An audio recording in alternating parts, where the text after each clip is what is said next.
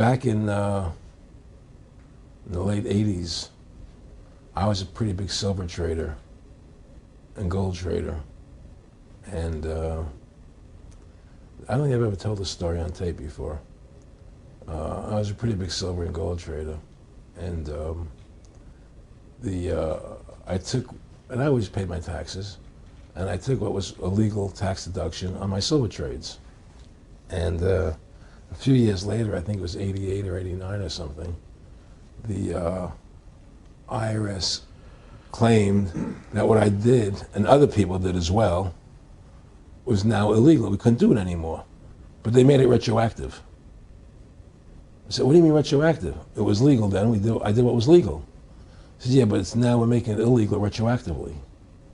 And that's not good. So you owe us $600,000 or $800,000. For what? It was legal. How could you make something retroactive? Change the law backwards in time. It makes no sense. Well, we're doing it. And so everybody said they can't do that. So we went to court, a class action lawsuit. And the judge agreed with the IRS and said they could do it retroactively. And that's when I knew that there was something wrong in America with the IRS and the system here, you know. Aaron, you were telling me this story last night, and before you even finished saying, in the late 80s, the tax law said retroactive. And I knew that because they literally ruined my dad, but he paid. He didn't know. He still thought this was America. And it was legal tax law, what you're supposed to do. They said retroactively you owe, and with, not just retroactive, but they said you also have penalties and interest. That's right. So how do you have penalties and interest on something when they retroactively change the law? Well, first of all, they can't retroactively. How can you do something retroactively? Penalties and interest are a farce. The whole thing, because they do whatever they want to do. And that's when I realized America is not America. It's not the land that I was taught it was. Because they can do whatever they wish to do. And there's nothing the citizen can do about it. Now, you've made America Freedom to Fascism. I want to walk through that film, and I want to encourage everybody out there to get a copy of it on DVD. It was also in theaters around the country, and I think the best film out there on the Federal Reserve and the IRS and the whole banker scam, and I want to discuss that with you here. But I wanted to go back a little bit to the point that we discussed last night, where you don't advise people to not pay.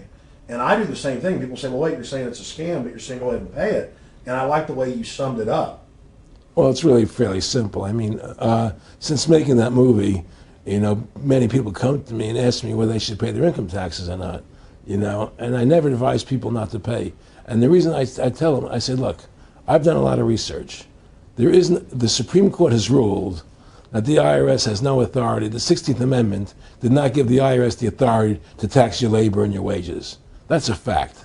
All right, the Supreme Court is the law of the land, you know, and the IRS does not trump the Supreme Court.